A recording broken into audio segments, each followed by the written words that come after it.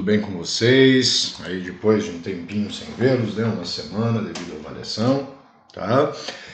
A gente vai então, a partir desta aula, começar a conversar sobre probabilidade, né? Então, conceitos iniciais de probabilidade, alguns teoremas sobre probabilidade, para depois futuramente a gente começar a falar das distribuições de probabilidade, né? Da distribuição binomial, distribuição normal, distribuição de Poisson, né, distribuição exponencial, ver alguns modelos probabilísticos, né, de distribuição.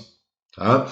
Lembrando que a distribuição, né, e a probabilidade está relacionada muito tecnicamente com a estatística, principalmente quando a questão do cálculo da probabilidade, né, ser dividido em cálculo de probabilidade teórica, né, e a observável. A gente vai começar a falar um pouquinho sobre isso. Tá? Então vamos lá. Introdução, tá, gente? Do que é, então, a bendita probabilidade, tá? A probabilidade, ela é vista, tá, como você medir a chance de ocorrência de um dado experimento aleatório, tá? Então, você vai medir como algo pode ocorrer, qual é a chance daquilo ocorrer ou de aquilo não ocorrer. Tá?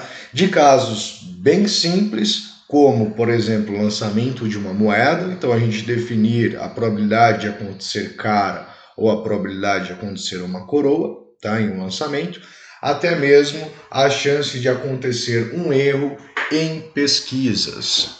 Tá? Então a probabilidade ela vai trabalhar com toda essa relação. Tá?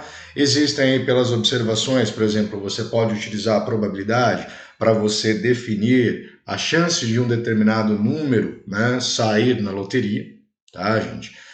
Eu até brinco que no final do ano eu sempre faço isso, não quer dizer que você vai acertar, mas você define, por exemplo, quais são os números que teriam a maior chance de sair, né, levando em consideração a probabilidade teórica, tá? Mas não vem ao caso essa relação, tá? Então vamos lá, né? Por exemplo, né, como que a gente consegue saber, né, se um determinado produto está sendo produzido dentro dos padrões de qualidade? Né? Normalmente a gente vai fazer o quê? Vai fazer uma pesquisa, né? A gente vai fazer um levantamento de uma amostra, vai verificar quais estão dentro dos parâmetros a serem observados, vai quantificar, né, quantos estão, quantos não estão, quantos estão dentro de uma faixa. Ou seja, praticamente vamos construir aquela tabela de frequências, né? E com aquela tabela de frequências, a gente provavelmente consegue analisar qual é a chance dentro da minha população, lembrando sempre de fazer essa questão inferencial, né? A probabilidade é fazer essa análise inferencial, de determinar qual é a chance de eu ter, então, um produto com qualidade, né, dentro dos padrões ou fora dos padrões, e tentar adaptar para ter um conjunto mais estável, né, mais próximo da média, por exemplo. Né? Como avaliar a capacidade de um determinado exame acertar o verdadeiro diagnóstico. Né? Então, probabilidade de acerto e probabilidade de erro. Né? Questões como essas envolvem algum tipo de variabilidade, ou seja, incerteza, tá? E as decisões podem ser tomadas por meio da teoria das probabilidades, que permite, então, a gente quantificar a incerteza, né? Dizer quanto eu tenho chance de errar, tá? E tomar a melhor escolha para esses casos, tá? Então vamos lá, conceitos básicos da probabilidade, tá, gente? Então o que nós precisamos definir para trabalhar a probabilidade?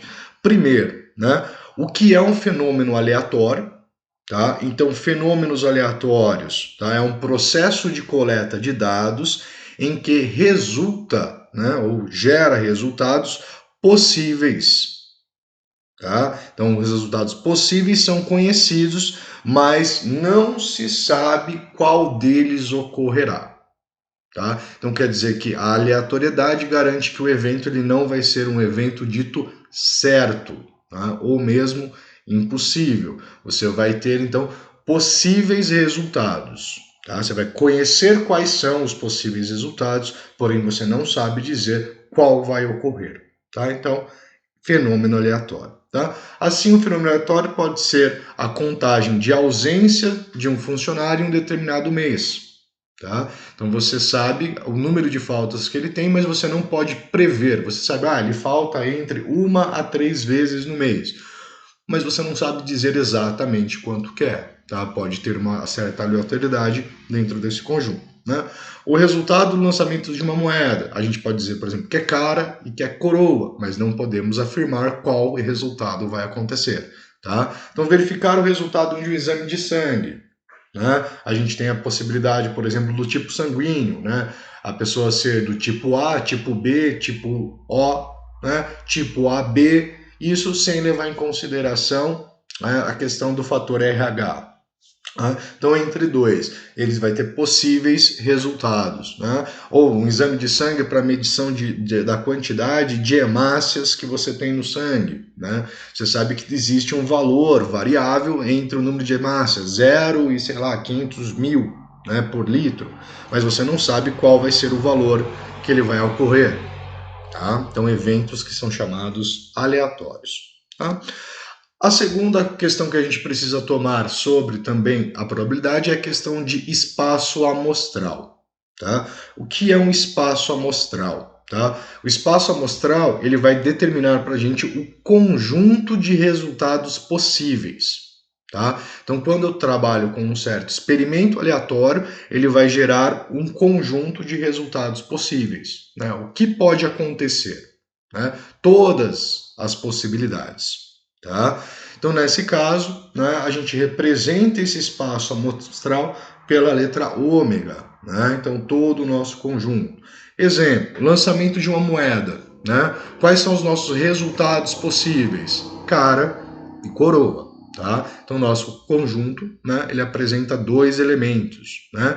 O lançamento de um dado convencional, né, que é o dado de 6 faces. Tá? Ele pode resultar nos seguintes valores: 1, 2, 3, 4, 5 ou 6. Tá? Então, o meu conjunto de possibilidades, né, vai de 1 a 6, ou seja, eu tenho 6 possibilidades possíveis. Tá?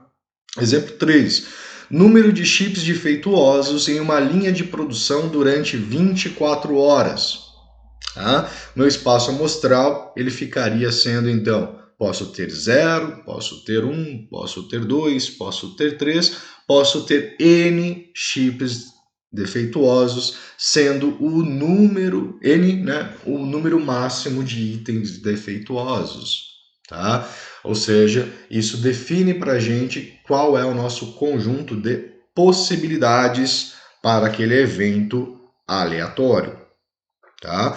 Quando a gente pensa nisso, na questão de tabelas de frequências, lembra que a gente criava-se classes, né, ou categorias, e isso gerava para a gente, por exemplo, né, primeiro intervalo, segundo intervalo, terceiro intervalo, quarto intervalo, quinto intervalo, né, ou todos os nossos conjuntos, né, formavam para a gente o nosso espaço amostral, né, em quais são os possíveis resultados dentro daquela pesquisa. E cada um deles era associado a uma frequência. A gente vai começar a falar o número de ocorrências, que a gente vai ver daqui a pouquinho o que vai influenciar na probabilidade.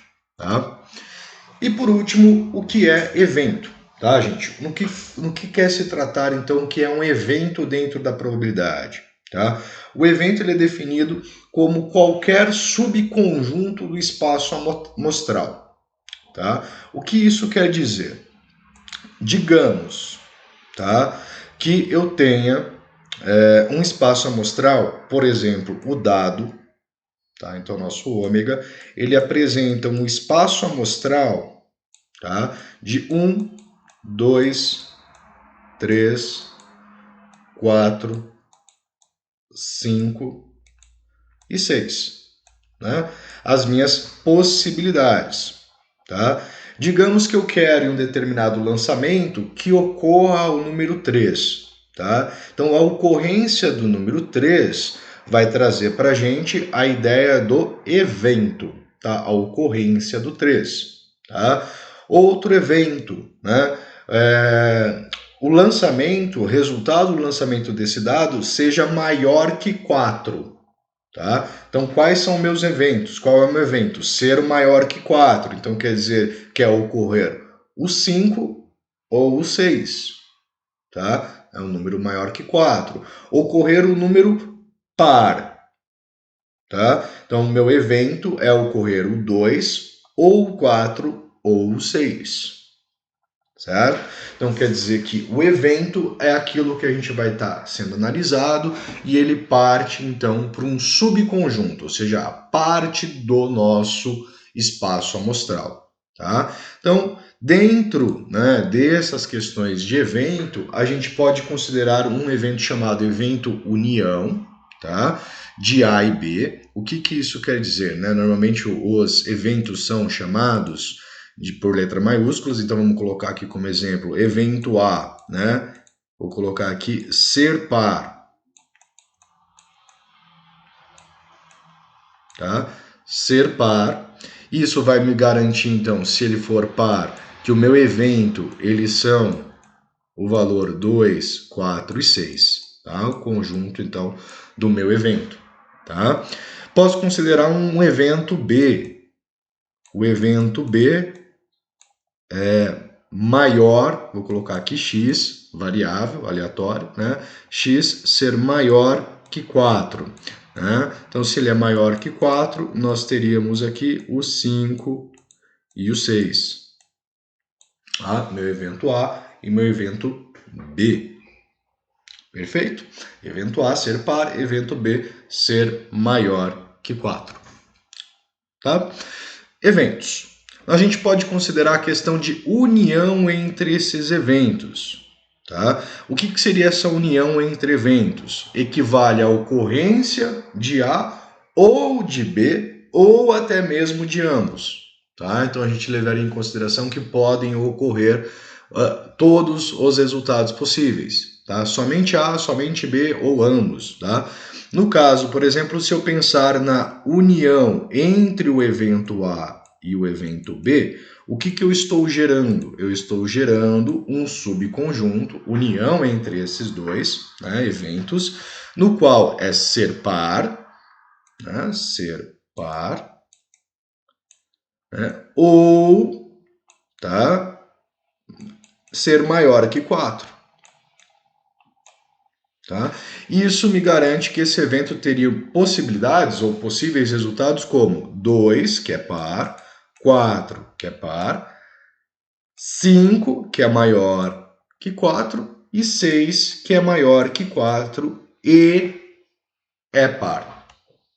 Tá? Então, a união entre esses dois eventos. Certo? E também tem uma relação de intersecção. Né? O que é intersecção? Quando esses dois conjuntos, né, devem ocorrer simultaneamente, ou seja, ao mesmo tempo. Então, digamos, considerando aqui o evento A e B, né? Então, A união, a intersecção B. O que é essa A intersecção B? Ele é ser par, nesse caso, tá? E ser maior que 4. Tá? Ocorrer as duas coisas ao mesmo tempo. Então, qual é a intersecção entre esses conjuntos? Né? Qual que é esse meu evento? O evento só pode ser 6, porque o número par, que é maior que 4 para o lançamento de um dado, é o 6. Tá? Então, isso é chamado de intersecção entre esses dois conjuntos. Perfeito? Bom, outra relação que nós temos entre eventos, né, é que evento A e evento B dizem ser mutuamente exclusivos ou disjuntos, então vale guardar mutuamente exclusivos ou disjuntos, quando a ocorrência de um dos dois impossibilita a ocorrência dos outros. Tá? Ou seja, os dois eventos não têm nenhum elemento em comum. Ou seja, a intersecção é nula. Vamos tomar aqui como exemplo, vou fazer aqui na parte de cima, né, dois conjuntos. O conjunto C, que seria, vamos pegar o conjunto A, que a gente já trabalhou, né, o conjunto A que a gente definiu ali embaixo é ser par. Então, quem são os pares? 2, 4 e 6. E digamos que nós tomemos um outro conjunto, que é o conjunto B, quer ser ímpar. Tá? Se B é ímpar, é 1, 3 e 5. Perfeito? Quando eu olho para esses dois conjuntos, a intersecção B ela é igual a vazio. Tá? Não existe possibilidades, tá, de que eu tenha um número no lançamento de dados que ele seja ao mesmo tempo ou simultaneamente um número par e um número ímpar. Tá? Então, dessa forma, ali vou melhor, né? Vou mudar para não ficar com a mesma notação, né? Vou chamar de A e C, né? Vou chamar aqui C, intersecção C, porque B eu falei que eram os maiores que 4. Tá? Então, não existe a possibilidade de ocorrer a intersecção entre eles, ou esses dois eventos ocorrer nesse lançamento. Ou vai acontecer A, ou vai acontecer o C. Tá? Então, eles são chamados de disjuntos, eventos disjuntos, ou mutuamente exclusivos. Né? Então, a existência ou a consideração de que ocorra o primeiro vai fazer com que esse outro ele não ocorra. Não existe essa possibilidade. Tá? Importante definir-se essas relações. Tá? Então, exemplo. Suponha um fenômeno aleatório conduzido com a finalidade de conhecer a eficiência de uma terapia na cura de uma síndrome. Tá? Para tanto, 2 pacientes foram tratados com a referida terapia. Certo? Então, uma análise para ver se a terapia é eficaz. Vamos considerar C e C', tá? Como curado e não curado. Tá? Isso aqui é chamado também, quando eu uso esse traço em cima, tá, gente, de complementar. O que quer dizer complementar? Tá? Quando eu defino, por exemplo, né, o A sendo os pares, o complementar de A é o conjunto C, que é aqueles que não atendem à primeira condição. Por exemplo, o complementar de B, que são os maiores que 4, são os menores ou iguais a 4, ou seja, 1, 2, 3 e o 4. Tá? Então você tem essa experiência do complementar, né? Que é o quanto falta para você ter todo o seu espaço amostral. Tá? Então, complementar. Neste caso, né, estão trabalhando com 2 pacientes, qual vai ser o nosso espaço amostral? Né? Que o primeiro seja curado pela terapia e o segundo também seja curado. É uma possibilidade, certo? A segunda possibilidade é que o primeiro seja curado e o segundo não seja curado. Tá? A terceira possibilidade é que o primeiro seja curado e o segundo não. Pessoal, isto dentro da probabilidade e análise de possibilidades são diferentes. Né? O sujeito A ser curado e o B não, tá? E o A não ser e o B sim. Tá? Então, são eventos diferentes. Tá? E temos a probabilidade, ou melhor, a possibilidade de ambos não serem curados. Ou seja, nós temos aqui, né, a possibilidade, 4 possibilidades para o nosso espaço amostral. Tá? Então, considere os seguintes eventos. Evento A, obter uma cura. Tá? Então, obter uma cura, tá? Não é pelo menos uma cura, a gente tem que começar a tomar cuidado com isso. Tá? Pelo menos uma cura quer dizer que é 1 ou 2, ou mais, né? 1 ou mais, né? Quando eu falo uma cura, é exatamente uma cura. Então, esse evento vai ser formado por quem? O primeiro ser curado e o segundo não ser. O primeiro não ser e o segundo ser. Então, eu obtive apenas uma cura. 1, 2, 2. Então, eu tenho 2 possibilidades de ocorrência para o evento A. E o evento B, obter 4 curas. Bom, pessoal, a esse caso é um evento impossível, tá? Por que é um evento impossível de se acontecer? Porque eu estou trabalhando apenas com 2 pacientes. Então, eu não consigo verificar aí qual é a possibilidade de obter-se 4 curas. Né? Eu consigo analisar até 2 curas, né? Que seria apenas uma possibilidade. Tá? Para isso, eu precisaria ter 4 pacientes. Tá? Então o conjunto B ele é um conjunto vazio, não existe essa possibilidade dentro que eu estou trabalhando de apenas 2 pacientes. Perfeito? Tá? Pessoal, esse primeiro vídeo fica aqui. No próximo eu vou trazer a definição clássica de probabilidade, como que a gente faz para obter esses cálculos de probabilidade. Então, até daqui a pouco. Fui!